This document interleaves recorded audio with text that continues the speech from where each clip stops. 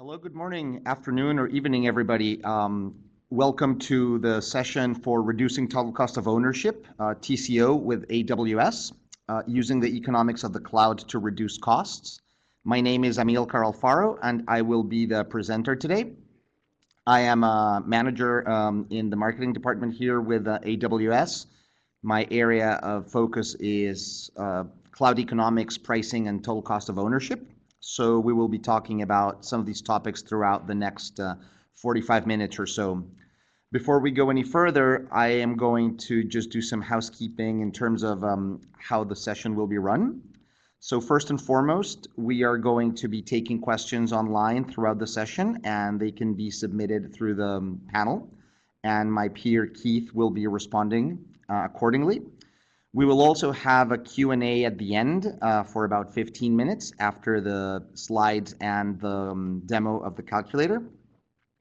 And lastly, we're going to be submitting the recorded links that include the deck and the actual recording next week on an email. So again, thank you so much for taking the time to attend this session, and we're going to get started.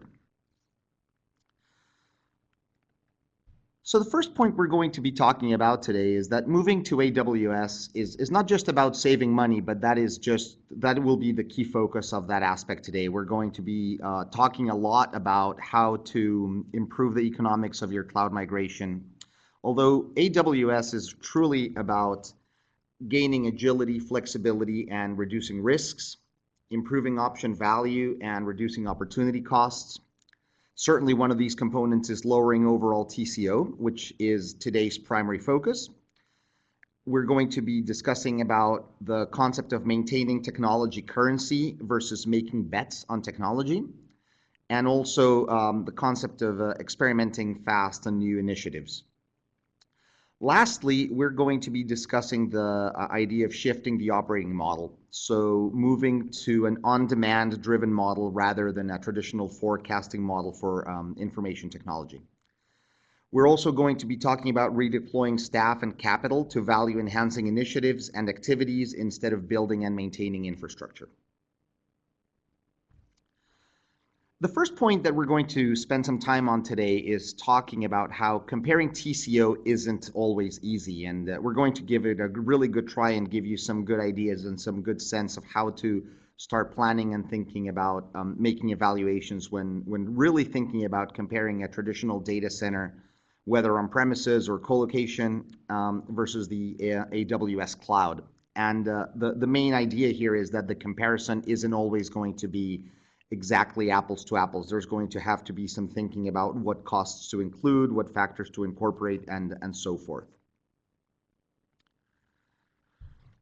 The first point to discuss is what are the typical cost drivers for on-premises deployments that are often overlooked or not counted when doing a comparison?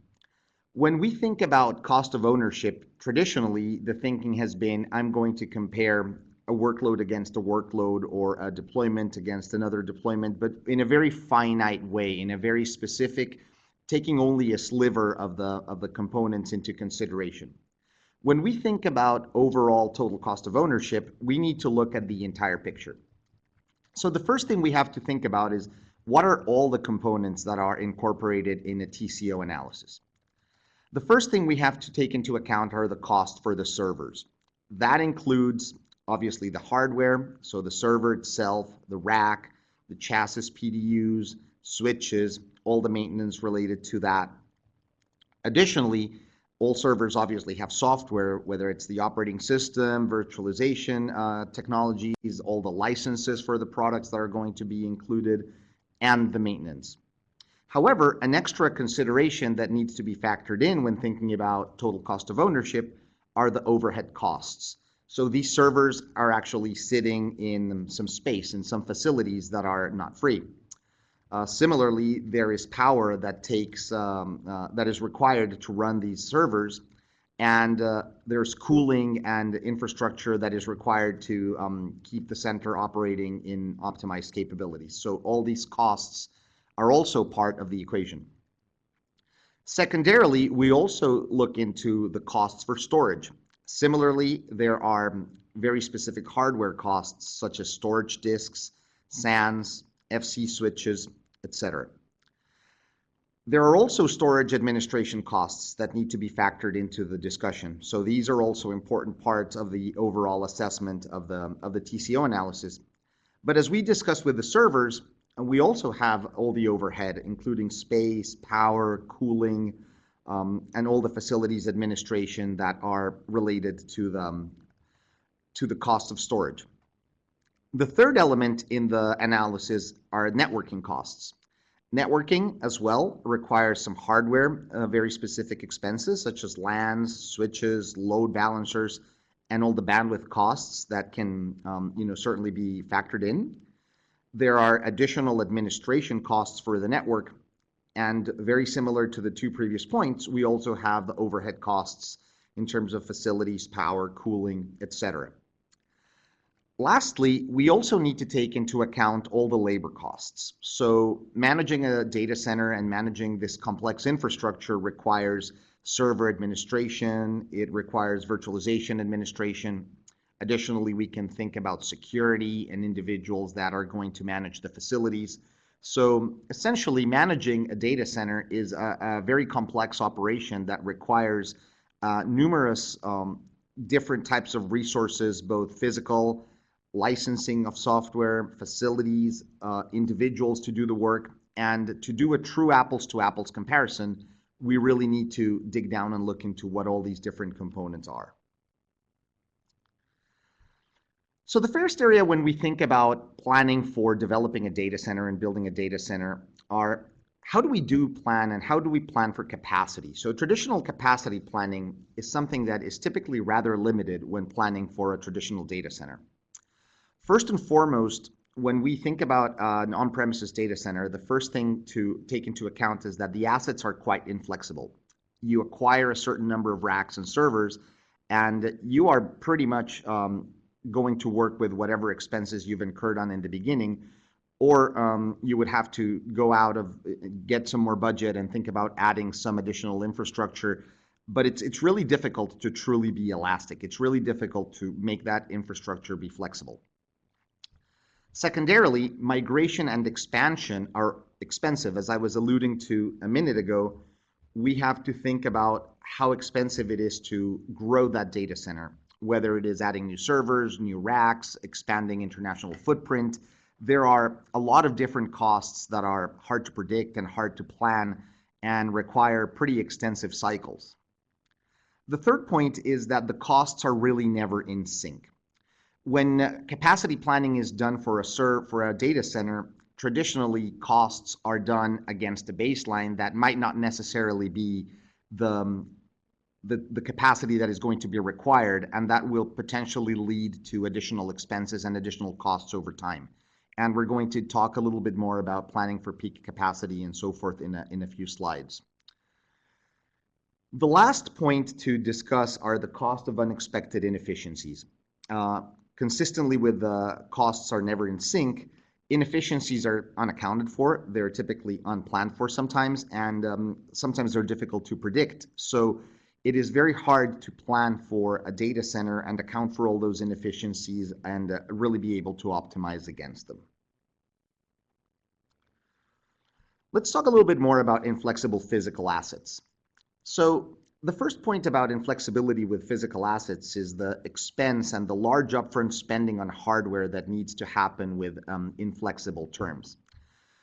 Most physical hardware is acquired either as a true capital expense with a one-time payment, or in some instances it could be leased or rented, but the terms are certainly rather inflexible. You might enroll in a 1 to 3 year agreement with a hardware vendor, but the reality is that you buy a certain number of assets, and whether you pay in an annuity term or whether you pay on a perpetual term, you will end up having to pay a lot of money up front with a very limited ability to grow without incurring insignificant additional cost. As I was mentioning in the previous slide, the costs are driven by peak as well, not average infrastructure requirements. So there is typically a lot of over-provisioning and underutilized environments. A lot of capacity planning happens based on what is the peak of my seasonality, or what is the limit at the ceiling of my workload, and what is it that I'm going to need to meet the criteria for in the most harsh scenario. And that doesn't necessarily match the rest of the use for the remainder of the year or the whatever term you're using. So that puts a lot of burden in using assets in a partial basis without truly getting the most value of what you've actually spent for. If we think about the costs and how they're difficult to keep in sync with the operations and performance of a data center, the first point is really the difficulty in keeping up with the technology. We have all experienced buying and purchasing technology based on requirements and specifications that might have been planned months or even years ago. And by the time we go through all the procurement processes and by the time we get the technology delivered and tested, we might be well behind the ball. Similarly, that happens with the software, where we have to time upgrades and we have to time refresh cycles. And some of these thoughts and some of these processes are complex. They're not always difficult to manage and control in a consistent basis. So the timing is difficult to manage, and it makes the synchronization of costs complicated. Similarly, there are innate changes in the technology world around networking, software, virtualization. So when we plan for a data center today and we think we're going to be running it 5 years down the road, odds are that a lot of the technology that we're going to be using will not necessarily be the latest and greatest, and we might be running a little bit behind what is optimal to run our operations and get the most business value out of our investments. Let's move on and talk a little bit about the migration, expansion, and agility costs, or the lack of agility, rather, from managing our own data center or managing a colocation environment. So the first point to take into account is the per rack cost of an unplanned move. Anytime a planned move or unplanned move happens, there is an entire infrastructure move that needs to happen, and that's complex and that's expensive. So it needs to be added into the consideration in addition to the already incurred capital expenses to acquire the products. When the capacity has been met and there might be incremental moves, expansion, or growth that require some sort of large-scale event, that adds to the expansion costs and reduces the agility, which subsequently has a very direct and correlated impact with the business continuity. Anytime that there is either a planned or unplanned expansion or migration, business continuity can be interrupted, and that is something that we certainly don't want to perpetuate, because the running of the business is the priority from all these investments. An international expansion is also an interesting scenario where historically it has been difficult for many organizations to plan for. Finding a lease of land or finding a partner abroad is not always easy. Keeping the right level of support, the right level of performance, and understanding how an operation works overseas might be more complicated than many of us have really bargained for.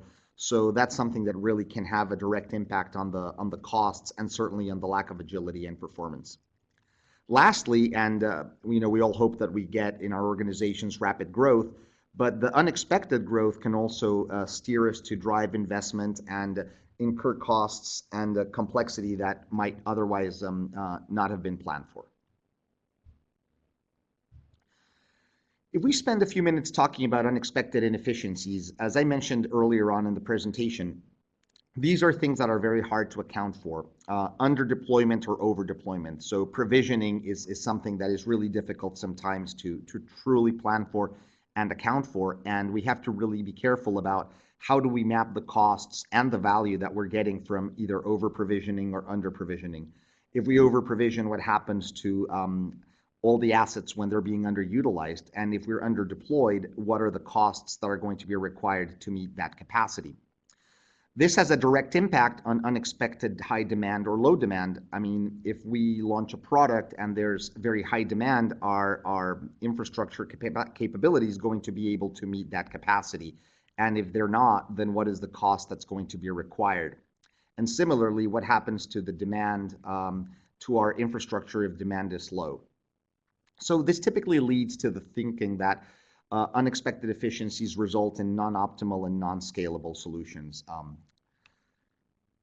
So let's move on forward and talk a little bit about what are some of the initial questions to consider when exploring TCO. So first and foremost, we need to think about capacity planning. So how do you plan for capacity? How many servers have you added in the past year? Can you anticipate and plan accordingly for the following year? Is the forecast going to be accurate? Are you going to be able to match the budget and get all the right level of infrastructure investments that you're going to need? Can you switch the hardware on and off and pay only for what it's being used? I mean, is that additional capacity really viable, or is it something that you can essentially just turn off when it's not being demanded? Utilization. I don't know that everybody is necessarily super aware or knowledgeable about what is the average server utilization, but historically we know that utilization is typically lower than when it's been forecasted or what capacity has been planned for. So how much do you over provision for peak load? I mean, that's a very important question. If we're going to have specifically for seasonal type of organizations or for scenarios where there are batches and jobs happening at very specific points in time, how is over provisioning happening? In terms of operation, what happens when the data center runs out of space sometime in the future? If organizations continue to grow, eventually they will outmatch their capacity in the data center, and expansion will need to continue to happen. And how will that be planned for and paid for? Electricity and utilities are typically very big expenses that are not always accounted for or not always transparently accounted for in the data center. So what was the power bill? I mean, how does that get matched into the overhead cost planning? And then similarly to the point in utilization, is there a budget or is there a plan for average and peak power requirements? These are very important points to think about because they can drive costs significantly higher and they might be unaccounted for in the initial planning process. So lastly, when we think about optimization, are you in AWS today? Is the architecture cost optimized? Are there concepts like auto scaling, reserved instances, spot instances, instances to turn on and off? We'll talk a little bit about that when we think about exploring TCO further. So how does AWS help lower TCO? Well, we do this by enabling customers to reduce both upfront and variable costs. When we think about comparing AWS both against traditional data centers and virtualized data centers, there really are three stages to compare against. First, there's the variable costs and upfront costs that we need to account for.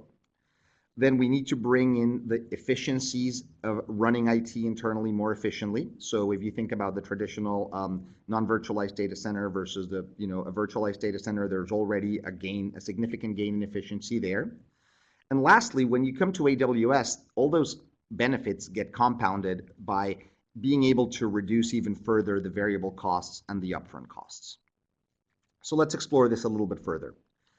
So AWS allows you to move to a lower variable cost structure. This can be done by reducing or eliminating capital-intensive investments in infrastructure hardware.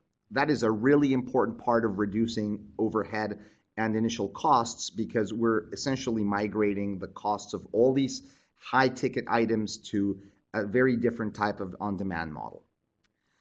We're also going to reduce the cost for monitoring, maintenance, and licensing spend because for the most part, most of the infrastructure is managed, monitored, and licensed accordingly and incurred through AWS, and the cost is essentially passed on in the terms of a price, but you don't have to manage all the different components.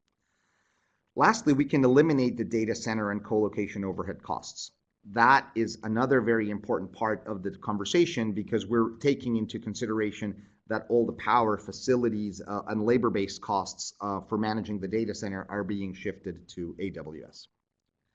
The second point, which is really the transformational component of moving into AWS, is the paying only for what you use.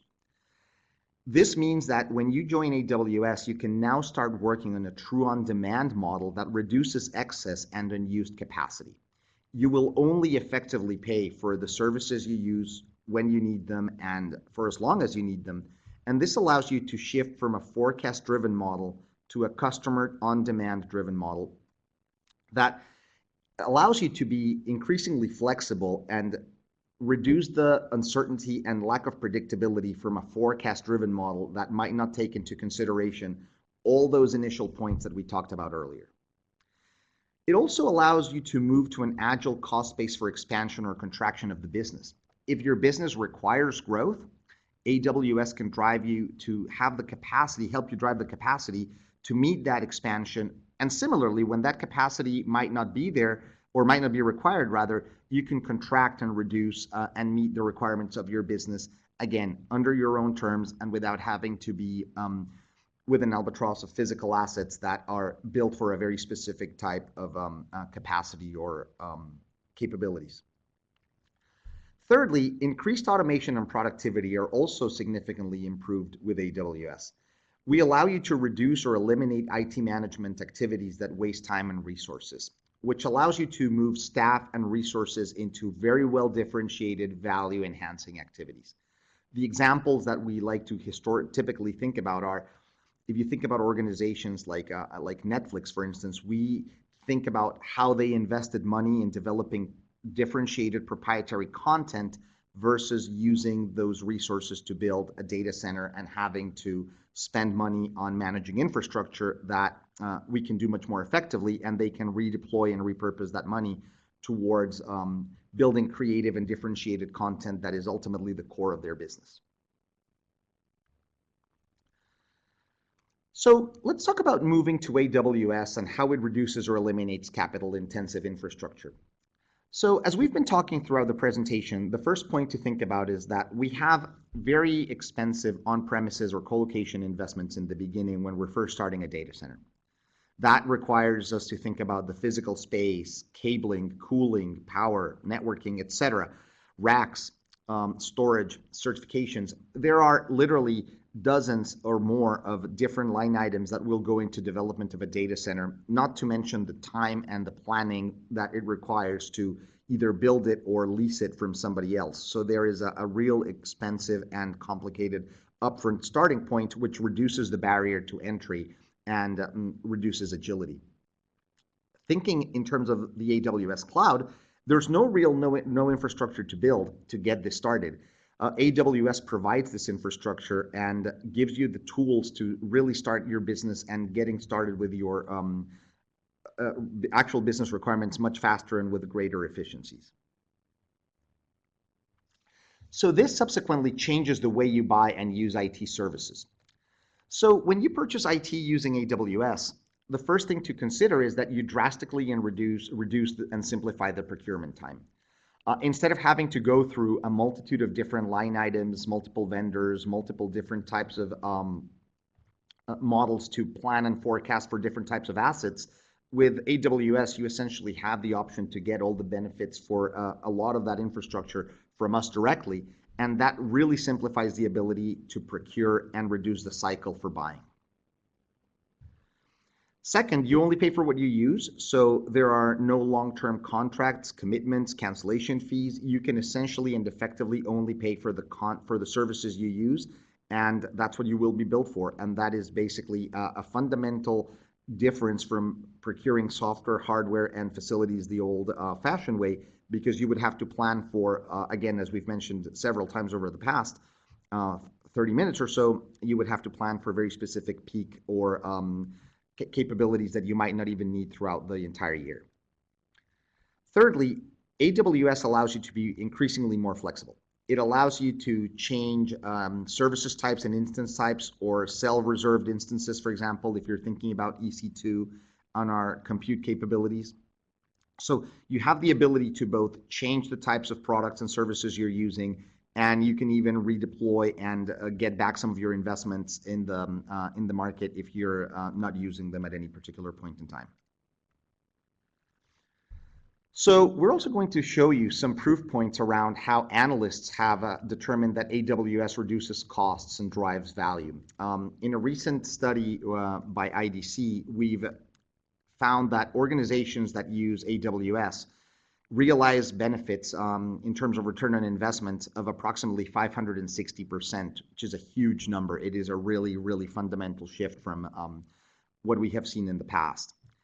We also see that the average benefits per application come down to about $1.55 million over a 5-year discounted period. So there is a very significant value and return on investment when you deploy and build applications on AWS. So the snapshot that you see to the right gives you some other numbers. The average payback for an organization deploying a solution in AWS was down to about 5.5 months, which is typically less time than it takes to even provision and procure all the different components to set up a data center. Additionally, there are other metrics around how business productivity and risk mitigation have happened, IT staff productivity gains. We will point you to some of these assets over the course of at the end of the presentation.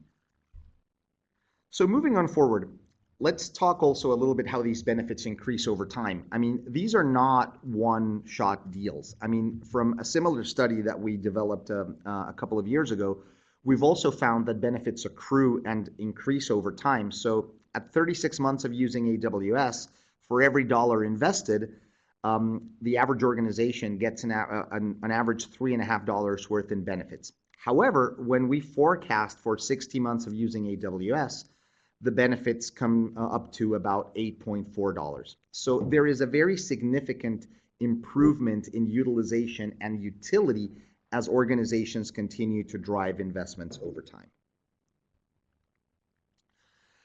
So we also wanted to point out how we see many customers are realizing value and reducing TCO by using AWS. So some examples that many of you will be familiar with, because these are organizations that we're all intimately familiar with in some way or another. We can see, for example, Newsweek has decreased monthly operating costs by approximately 75% by using AWS. Samsung has forecast about $34 million in savings in the first 2 years of deployment. Foursquare has reduced analytics costs by over 50%. So the important thing here is that we can see businesses across multiple different verticals, multiple different industries, publishing, hardware and technology, internet services, and they all realize benefits in some way or another. And the other interesting point to also consider is that the breadth of AWS services allows you to reduce your cost of ownership in multiple different ways. It's not always based on either compute or storage, but rather on a variety of different services that you might choose to deploy and develop on over time. So as we move on forward, we also typically find that migrating workloads pays dividends over the long term. So there are obviously some migration costs that are going to be taking some time and some effort that will obviously require some costs incurred as well. But there's a payback period, and as that payback period gets approached, when we think about deploying in AWS, we can continue to see that the cost gets reduced over time. So it isn't like we get to a point that flatlines and then that break-even point is where we're going to be staying. We're actually going to be able to further reduce the cost because the economies of scale will continue to apply. So the cost will continue to be further reduced. So again, let's look at a little bit more detail in a customer example and how this allows organizations to be successful. So the customer spotlight, the customer we're going to feature today is Dow Jones International. So Dow Jones International, as many of you might know, is a large organization with physical and digital assets across the world. They own very important publications. They have many different types of services in addition to their newspapers, journals, and magazines. They also have a variety of data features and services that can be acquired. And they are the case study of an example that had evaluated the infrastructure of developing their own infrastructure versus deploying their solutions on AWS. So the first stage was to truly do an in-depth analysis and think about what the differences in infrastructure cost and the architecture differences would be. I'm going to pivot again on this point because it's what we started on in the beginning. While AWS is going to drive a very significant cost savings and there is a huge case for saving money, we also need to be cognizant that it's important to think about optimizing the architecture, and that's another area where AWS can continue to improve performance. The second stage is to do a business case. I mean, a lot of these different estimates, costs, and analysis need to be articulated and put together in a form that allows the comparison to truly be apples to apples. So we have to think about how this gets presented so the decision can be enabled to move into the cloud. And that's what Dow Jones did. They looked at the infrastructure, they developed a very sophisticated business case, they enabled the decision to move into the cloud, and that has led to performance that has driven from over 40 data centers down to 6, and the migration of thousands of applications into the cloud. The estimated savings over 3 years exceeds $100 million. So this is a very material, very tangible example for something that many of us and many of you in the market will have to do and think about as you plan and make recommendations of moving from your current infrastructure into the cloud. So in summary, AWS is really much more cost-effective than on-premises environments, both in short-term and long-term solutions and at scale for both variable and steady-state workloads, while also delivering return of agility and enabling new experiences. So what we really want to say with this last point is that AWS is truly a combination of solutions, services, products that allow you to both reduce the cost for very different types of workloads, whether they are core enterprise applications or small environments, whether they're going to be solutions that you're going to be deploying in perpetuity or whether they require short-term seasonality. And they allow you to leverage from a portfolio of over 50 services. So there's a very broad range of solutions that can help you integrate and develop and package into services to deliver to your own customers that really enable you to drive new experiences. So just as a corollary, let's spend a few more minutes around discussing how specifically we think about lowering TCO with AWS. So how do you achieve a lower TCO with AWS? Well, you replace large upfront expenditures and pay as you go with only for what you use. AWS provides variable business models and pricing models that give you choices to support variable and stable workloads. So if we think about some of our services like Elastic Compute and our database technology like RDS, we have instances that can be acquired on demand through the reserved instance model or through the spot market. And we also have solutions such as our storage solutions that save you money as you grow bigger. And we have tiered pricing, volume discounts, and for specific enterprise type agreements, there can even be some custom pricing. So if we think about paying less per unit when you use more, that is one of the fundamental tenets of many of AWS's services. We have volume discounts in an overall bill when revenue hits certain thresholds. So as you start to think about using some of our services like S3 for storage, there are certain economies of scale that drive cost reduction and price reductions as you use more of the service. So not only are you going to continue to get the fundamental reduction in overhead, the fundamental reduction in capital expenses, but also the service will continue to decrease in cost and price as you continue to expand. So instead of having a growth curve that essentially goes up north, it starts to become a little bit flatter as you start to expand and continue to grow your infrastructure requirements.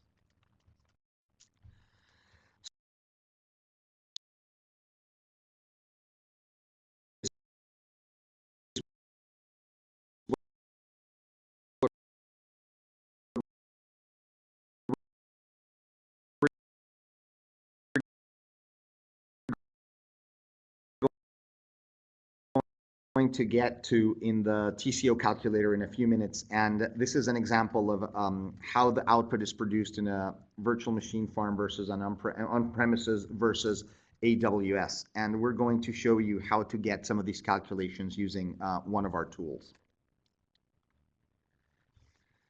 So again, let's think a little bit about some examples of where do customers see savings. So the categories that we have chosen are server and hardware refresh. There are approximately 32% of our customers see savings in hardware and server refreshes from bare metal servers and virtual machines. We have 20% reduction in costs from data center facilities and costs, 25% in storage hardware refresh, 9% in server hardware maintenance, 7% in network hardware refresh. So the cost structures and the savings that get impacted really are across the board. So to really go back to that very initial point that we talked about, it is really important to think about all the components that are required when thinking about a full TCO analysis, so we don't overlook some very significant parts of the equation. Maintaining the hardware and saving 10% of the cost might not be necessarily something that we will always look into, but it could very significantly add to to your overall savings. Similarly with storage hardware refresh costs, and if we add on top of that facilities management, cooling, electricity, etc., we'll see those costs be further reduced. So before we hop into the calculator, I still have a couple more points to talk about in terms of our AWS pricing principles, because they are going to directly impact how you can reduce your cost of ownership. So the first point is that we don't have an upfront investment requirement, so there are no initial capital expenditures. You pay for only what you use, and you use it as you need it. So there is a defined pay-as-you-go model that you can really leverage to shift from the forecast model to the operations model, on-demand model that we discussed earlier. You can even receive additional discounts when you reserve. So there are greater discounts accrued when you think about reserved instances that allow you to plan for stable workloads where you're going to know how much capacity you're going to require. You pay less when you use more in services like storage. So there's tiered pricing and volume-based discounting. You only pay per use, so you don't have to pay again if you decide to shut down the service and renew. I mean, you're not locked on a perpetual license of any sort. You basically just pay, turn off, and when you start again, you pay again. And then the last point, which is really at the core of our pricing principles, is that we really have this concept of pay less when AWS grows. As AWS users grow and as our user base continues to participate in the ecosystem, we have the ability to reinvest in the infrastructure and the innovation and the R&D that goes back into creating even further efficiencies that allow us to subsequently give you the better value for the money. So as AWS grows and there's reinvestment in the infrastructure and research and development, we will continue to be able to pass on savings and value and certainly greater innovation. So studies by Gartner, McKinsey, and other institutes have demonstrated that typical data centers are very underutilized, and that's an area where AWS can also help you. There is certainly a lot of capacity that gets unused in on-premises data centers, and we have the ability to help you by giving you data centers with significantly higher utilization. So I'm going to move forward to the TCO calculator demo and just talk a little bit more quickly about how we are going to help you do some estimations for your own costs. So the TCO calculator is an asset that we have available. It's accessible through our economics center, and the links are provided at the end of the presentation, and they will all be included in the slides that you get on the email. This calculator has been developed with the intent of giving you the ability to do some preliminary forecasting and analysis around how to estimate the cost of running your infrastructure in AWS versus either an on-premises or co-location environment. So the calculator is online. It's available to everybody. You can use it, and if you have any additional questions, you can certainly contact our sales organization or get some additional information through the Economic Center. But back to the calculator, the point of the calculator, again, is to allow you to choose a series of different very basic scenarios that you can truly map against what you're using. So you can pick a workload and select on very simple terms such as the number of virtual machines, the CPUs and cores that you're going to be needing, the memory that you will require, the type of a hypervisor, the amount of storage that you might need, and give you the ability to run a relatively straightforward simulation. So for example, if we wanted to run a simulation called Test 1 that required 3 virtual machines, 6 CPUs, 16 gig of memory, and we needed 3 terabytes of storage. With these very simple fields with just a very small number of inputs, we can derive a relatively accurate and very well-defined report that gives you a very close estimation of what you could save by moving to AWS. So if you look at the inputs that we added, you could save as much as 95% a year by moving your infrastructure to AWS. And the 3-year savings would be as high as $153,000. Then the calculator also gives you the ability to really deconstruct into specifically how the cost savings were realized. So it's not just a report with a number that you have to believe face value, but rather there are a number of different fields, calculations, assumptions, descriptions of how the costs were actually saved. So you can take a look at the breakdown for the infrastructure investments on premises and compare them to what you would be investing and buying through AWS, both for compute and storage. And you can get even further details on the calculations. So there's a great amount of detail that allows you to build a really strong business case around how the savings were realized. And when you have all this information, you can download the report, export it as a PDF, and socialize it and share it accordingly. A couple of new features that we have included in the calculator are, so first and foremost, let me take a step back and show you how we have now expanded some functionality. So you have a basic and an advanced view. So the advanced view gives you some more inputs if you have more information or more specific requirements. So you can choose IOPS, you can choose utilization, you can select by what you want to optimize your simulation specifically. You can also choose a currency that might be more relevant to your market in case you're going to be either paying or doing some additional simulations offshore. So if you're running a data center in, let's say, Germany, you might choose euro instead of dollars, and that would also allow you to modify the assumptions in your specific currency. So the essence of this calculator is it's a great stepping stone to help you do some preliminary modeling, allow you to understand the fundamental components of how to calculate cost of ownership, get detailed analysis and reports, and really go from there to either developing your own business case or working more closely with our organization to understand how you can maximize and optimize the benefits of using AWS. So we are closing in on 45 minutes, and as we mentioned earlier, I would like to give the audience at least 15 minutes for Q&A. So why don't we finish off the slides and the demo at this point and open up the room for questions. So as mentioned earlier, the two last links that we wanted to provide you are the link to the Economic Center and the link to our pricing page. You can link to our TCO calculator directly from the Economic Center, and our pricing page links you there as well.